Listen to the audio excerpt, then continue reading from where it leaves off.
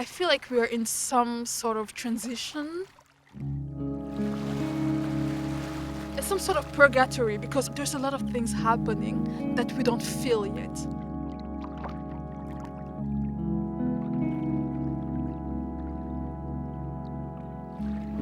I've had sad days and worried days. It was more up than down, but not up where it used to be, because there's so many changes.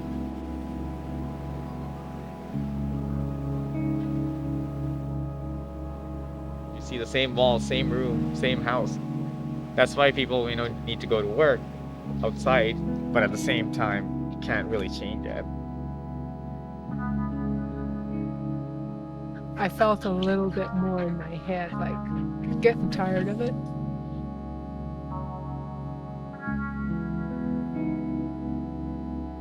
You just keep doing what you're doing, and eventually we'll get over it. That's how I feel right now. Just frustrating that we're going down that same road again. Yeah.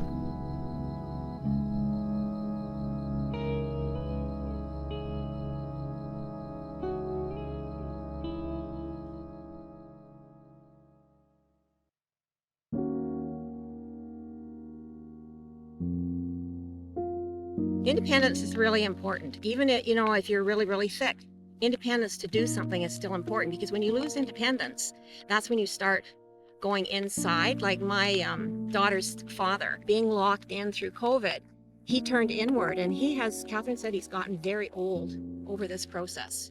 He's 77, but he wasn't old. He used to go out and garden from spring through snow. He'd be outside 7 out of 7 days a week, but now he doesn't go anywhere. He doesn't do anything.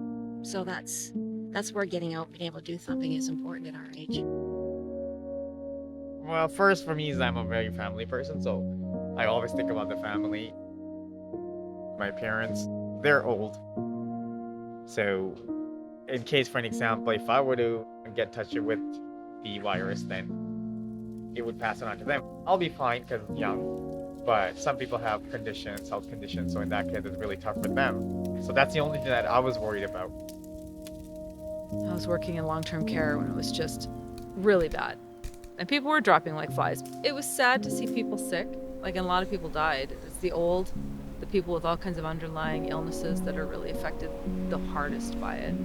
People that are living together, like big families, mostly, unfortunately, immigrant families that maybe live generational, like multi-generational, and they have a lot of people all together.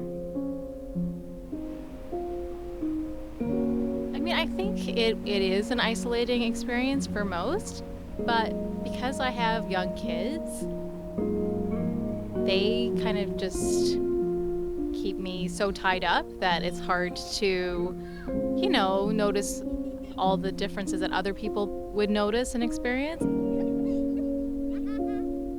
My older son is starting to understand that the virus is a reason why we can't do certain things.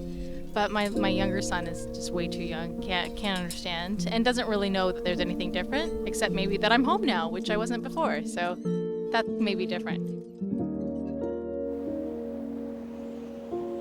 Working from home in some ways is pretty tough, but on the other hand, I get to see them a lot more than I would if I was, doing my usual commute into work and working downtown, which I would normally be doing. The media is really hunkering down and just being so negative that I try not to watch anymore. They stop telling you that, okay, people that die of COVID don't necessarily die of COVID.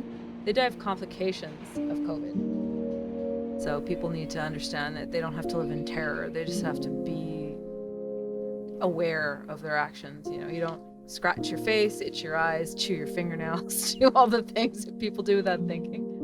And just live your life carefully, but you can still have a life.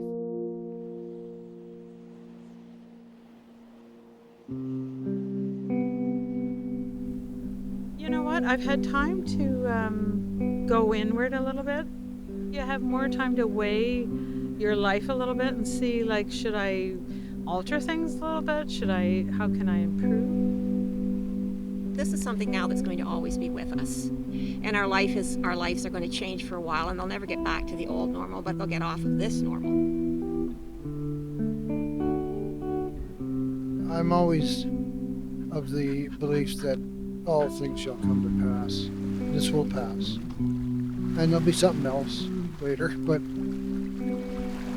we'll get through this. The whole world is fighting it, not just us.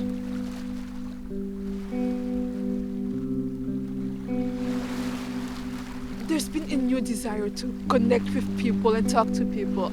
So far, I've had 2 birthdays on Zoom. I've had 2 game nights and a baby shower through Zoom as well. And we played games like online. So except for the distance, it felt like we were together. We're still finding ways to connect. That gives me hope. We're still finding ways to connect, and there's still a lot of love. I feel like people still want to be with other people. I'm super glad that I get to be home with my kids.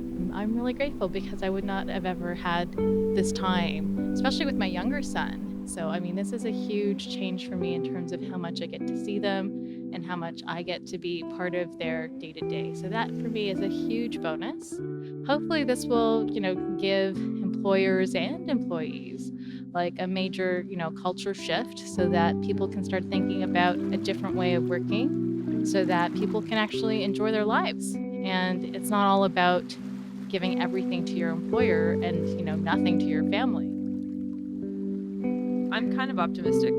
Like, I understand none of us are getting out of here alive. Like, that's part of the life cycle, right? And there's nothing special about me. I don't like run marathons or eat particularly healthy, but I just enjoy life.